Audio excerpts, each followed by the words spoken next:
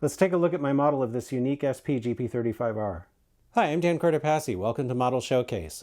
In this episode, I'm going to talk about another of the HO scale Kato GP35s that I've painted in detail. According to the Southern Pacific Diesel Locomotive Compendium Volume 2, SP6325 was originally built as SP7418 in 1964. In 1965, it was renumbered 6530. According to the information I have, it was rebuilt by Canadian National in 1979 and became SP6325. I like modeling Southern Pacific's GP35s from the 90s because every one was kind of unique. 6325 was one of the few units that got speed lettering but also kept its original light package.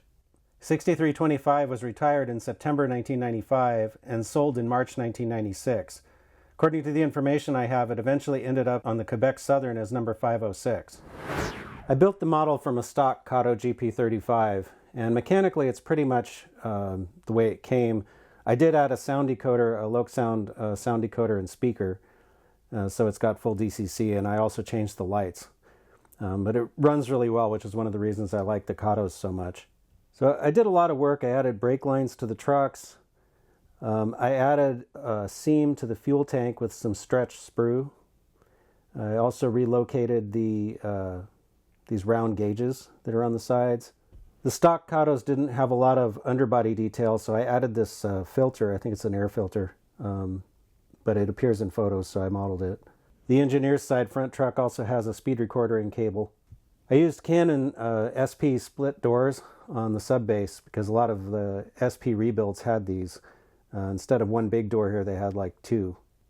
I did a lot of work on the pilots, removing the original footboards, filling in the gap under the coupler and getting rid of the little bulge under the coupler, and also setting the couplers back in toward the model a little bit because in the stock Katos they stick out quite a bit. The uncoupling levers are custom made. I used aftermarket parts for the hoses. I used Kato scale couplers on both ends. For the front handrails, I actually kept the stock Kato handrail center. So these two stanchions and the drop step and this little MU connector are stock Kato parts. And then the rest of this is done with brass because the original handrails on these were kind of thick. Like the diameter of the handrails was way over scale. So I replaced it with brass wire and then used some precision scale stanchions for the rest of it. I also reused the plastic stanchions, drilled out for wire on the front here because these front stanchions are a little weird. They're not something you can get easily in the aftermarket, so I went ahead and just reused the Kato ones. The rest of the handrails are all brass with precision scale stanchions. I used some Canon photo etch steps over the original steps. I didn't cut the original steps out, I just glued these on top. I think that looks good enough and it's a lot less work. This box behind the cab is a Details West part. It's a -2 style, so it had to be different. And I don't think the original Katos actually came with one of these anyway. I added aftermarket wind deflectors, armrests, and sunshades too. These are photo-etched brass sunshades, so they're pretty durable. I don't like plastic sunshades because they tend to break off really easily. I did a lot of work on the short hood as well, carving a notch for the lights, installing the castings, drilling them out for LED, some fiber optics, and blanking out the class lights. I also added windshield wipers, aftermarket wipers to the cab windows. And I did the number boards with numbers behind glazing. I like to put the decals on the backside, and then these are lit independently from the headlight. I used the stock Kato cab interior, but I did add a crew figure to this one. It's a little hard to see, but it's in there. In back, I removed the number boards altogether because the Katos come with the rear number boards, and most SP units didn't have any. So I had to do a lot of puttying and filing and sanding to get rid of that. And then, of course, to add the SP light package in the rear as well. All the grab irons are aftermarket metal parts, too. I didn't use the stock grab irons that came with the Kato unit because they were plastic, and they're also a little bit oversized. It looks a little weird, but the one silver truck in the back is actually correct, at least in a couple of the photos I've seen. My guess is that they swapped a truck from one of the Kodachrome painted units, which had silver trucks at some point, and this one ran around like that for at least a year or two. I modeled this engine from photos, including this one on the back of Southern Pacific Historic Diesels number 13. As you can see, this engine is not particularly dirty in this picture, so I was kind of going for the same thing on the one I built. It's just very lightly weathered.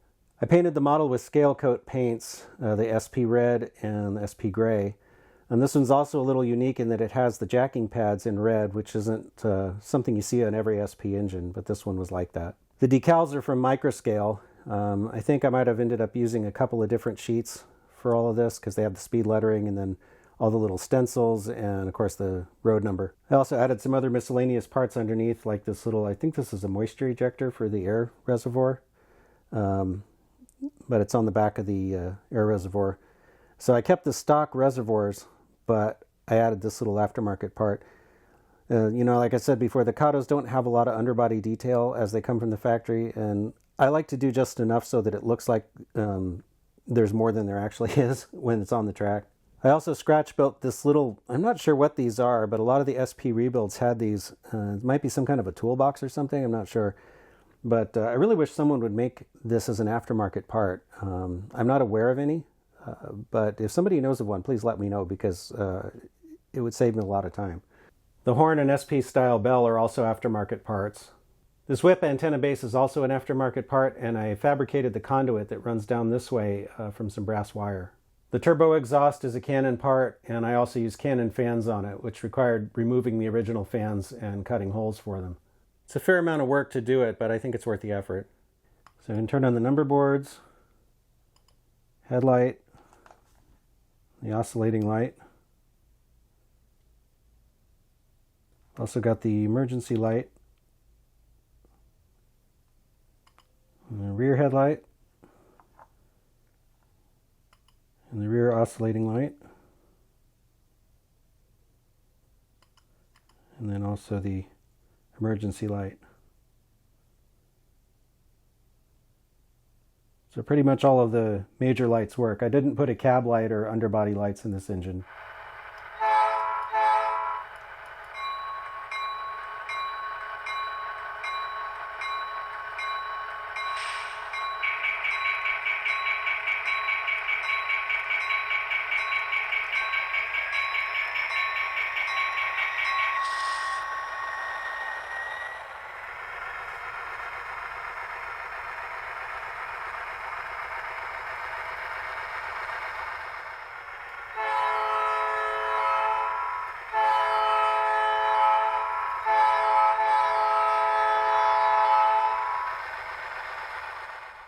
'6325 is one of 3 SP GP35Rs that I've built so far.